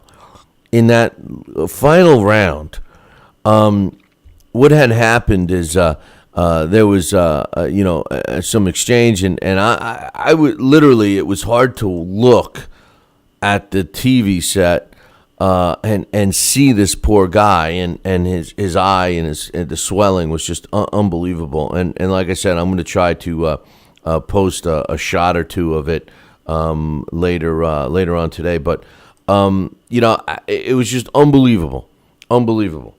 And in the 11th round, there was a part where the referee stopped the action and went over and brought him over to the doctor, the ringside doctor. And the ringside doctor is looking at this eye. Now, I'm going to give him the benefit of the doubt. I was not ringside. I did not see. Now, Carl King was. I'll get to that in a second. But I wasn't ringside. I couldn't tell from my television set if the man could see out of his eye. And I also didn't hear if the doctor asked him if he wanted to continue, and he said yes. I don't know. I don't know any of the answers. What it looked like to me was that the doctor looked at it, didn't say anything to Lebedev, and turned to the referee, Stanley Christodoulou, and gave him a thumbs up and turned Denis Lebedev around and patted him on the back and kind of pushed him back out there. When that took place, I stood up and I was like, oh my God, this is inhumane. I wouldn't want a dog to go through that. I use dog as a bad example because to me, my dogs are like my two sons, But I wouldn't expect, any animal to be forced to be, pushed through this. We're talking about a human being here. We're talking about a man. We're talking about a guy that, is a warrior, that, somebody needs to protect this guy. If his corner's not, and if he's not going to protect himself, then damn it, the friggin' ringside doctor should. A ringside doctor who I'm just shocked at how this guy would have let this fight continue 4 or 5 rounds earlier than this particular time in the 11th. And then finally, Guillermo Jones just poured it on in the 11th. And, it looked to me like it wasn't that hard of, and I'm saying this just, obviously the man took some hard shots all day long to have his face in the condition it was, but the actual shot that put him down did not look as half as hard as some of the other shots he had weathered, and he kind of took a knee, and when he went down, it was kind of like a knee. And he was his head was down, and, you could tell that this man was physically and mentally beat. And thank God for Stanley Christodoulou, because, the Denis Lebedev stood up at around the count of 8 and was starting to get up at the count of 8. And Stanley Christodoulou ended matters by quickening the count, 8, 9, 10. And waved him off before he fully got. He was standing up, and he wasn't fully up. And Christodoulou waited off. It went down in the record books as a KO.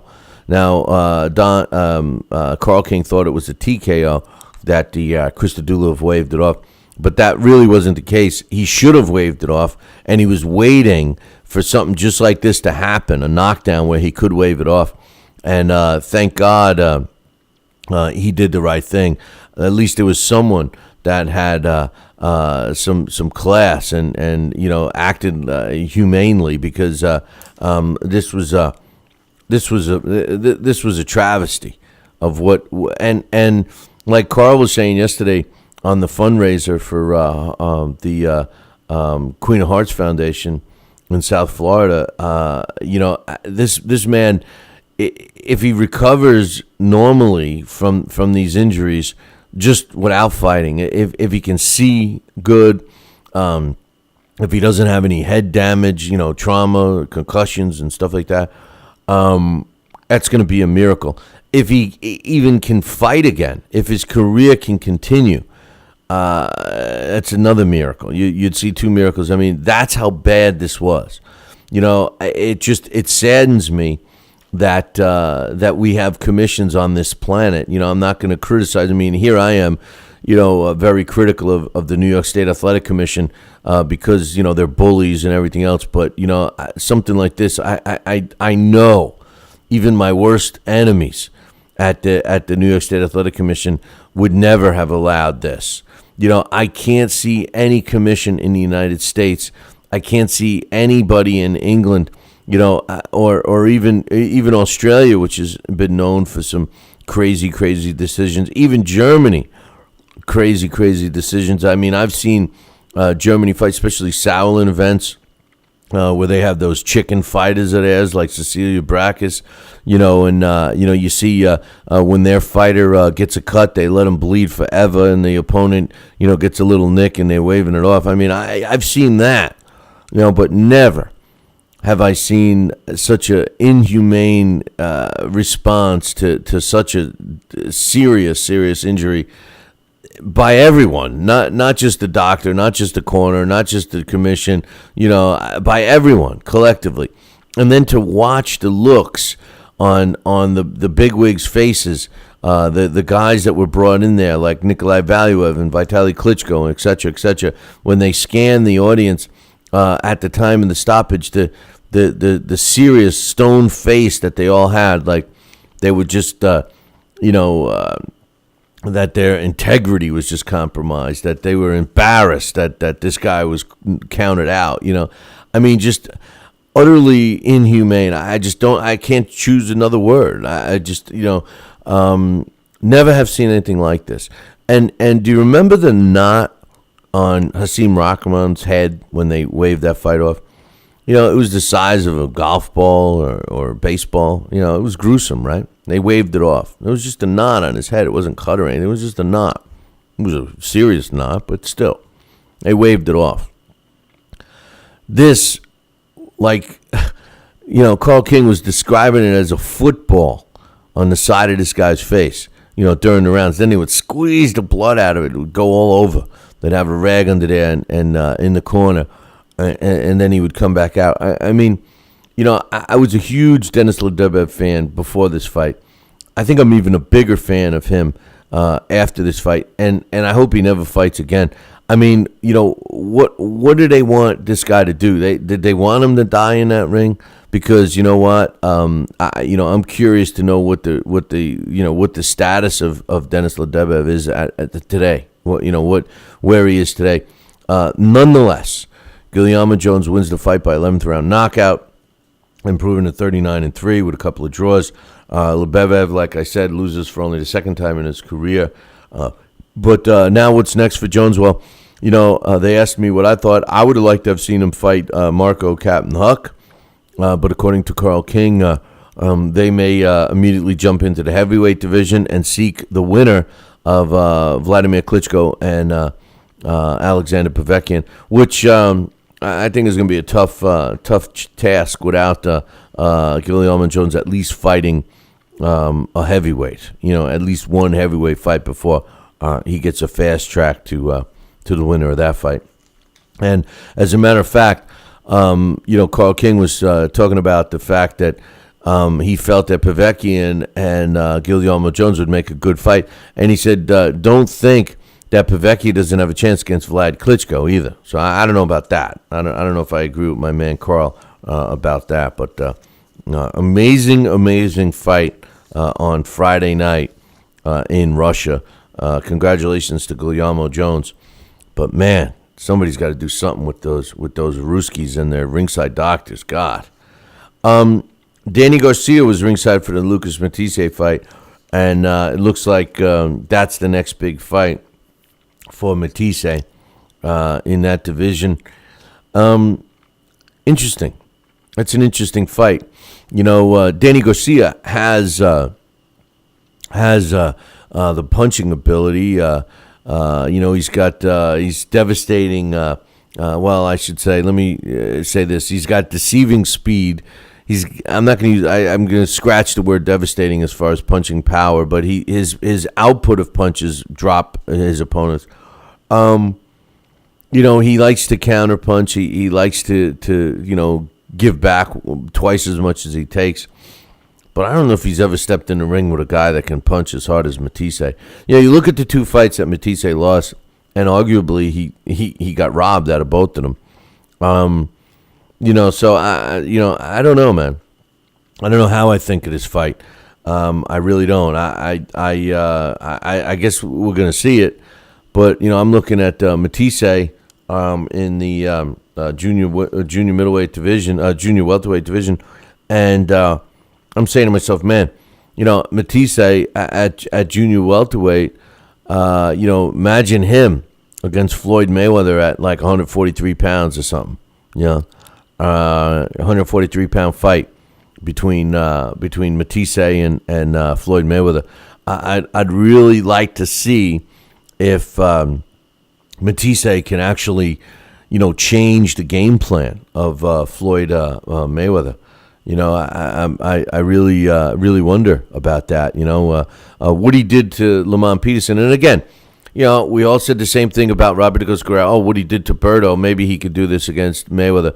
And I'm not suggesting that Lamont Peterson is any way, shape, or form near the talent level of a Floyd Mayweather. But what I'm impressed with Matisse is that Lucas is able to change the game plan of his opponent and make them fight his fight, just like Mayweather is able to change the game plan of his opponents and make them fight his fight. Now, Matisse has experienced fighters who try to outbox him and try to stay away from his power. And I think I think that's what we saw against Lamont Peterson on Saturday night, is that we saw Lucas Matisse learn how to beat those fighters from, the runners. And it'd be interesting to see him with Floyd, in my opinion. I know Floyd is bigger and stuff, but man, this guy's got some pop, and I know he's got the power to knock out Floyd. Hey, if Shane Mosley rocked Floyd, then Matisse could possibly send him into the following week. Wake up. It's time for It's too early for a trivia question.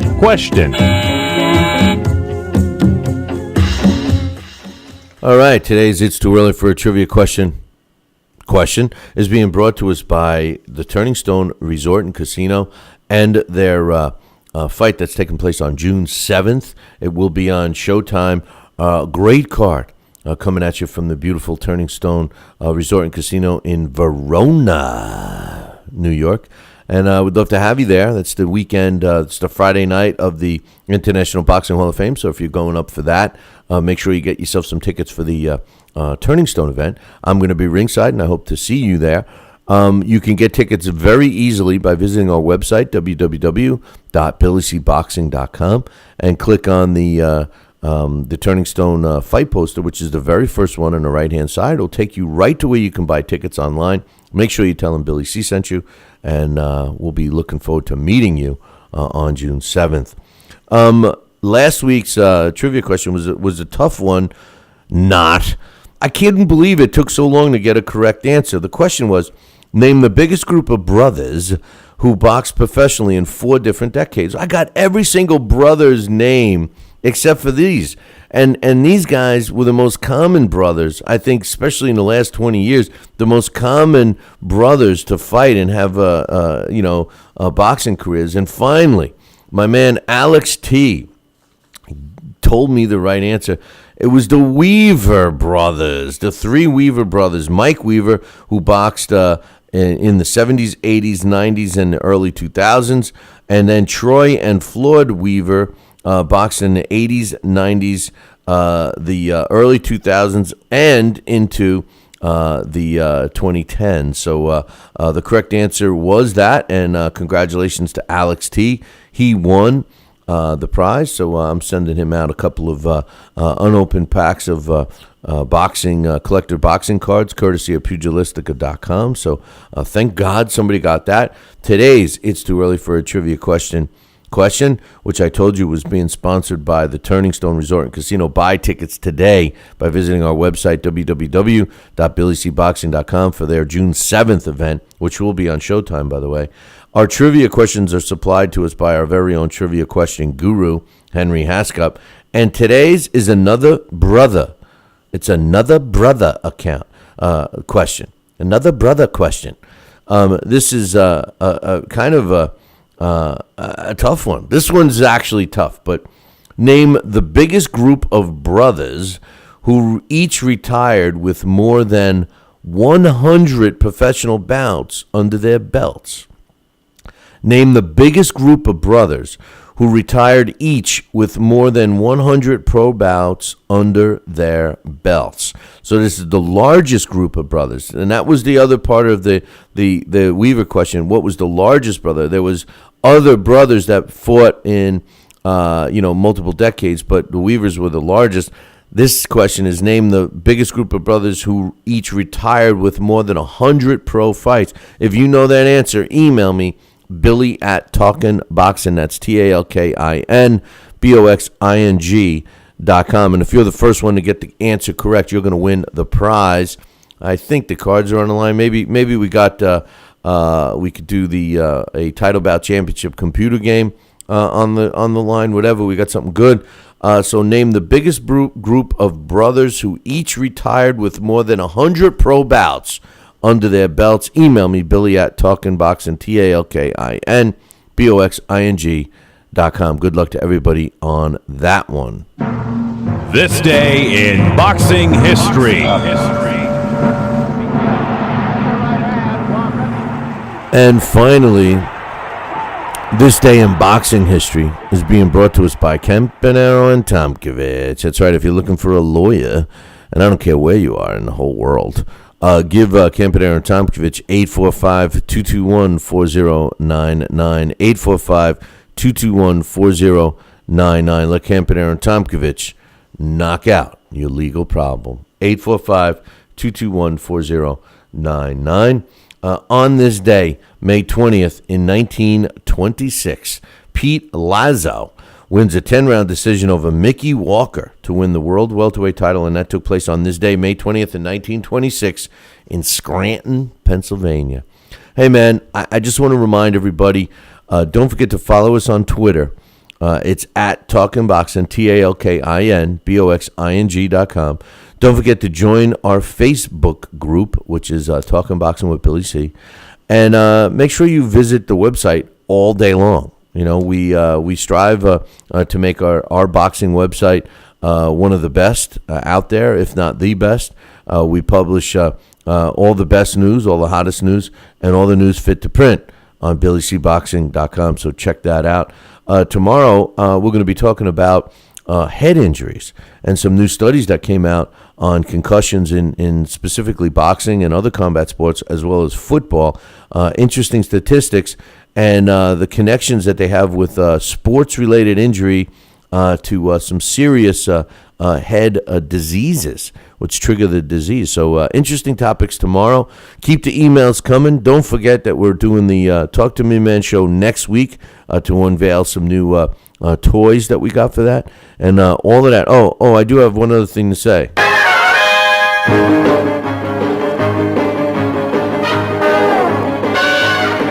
Make sure you tune in tomorrow morning, same bat time, same bat channel. There's only one channel, a Fight Now channel. Call your local television provider and tell them you want the Fight Now channel, AT Sports channel lineup. It's that simple. Pick up the phone and call. All the info can be found on their website, www.fightnow.com. See you all tomorrow.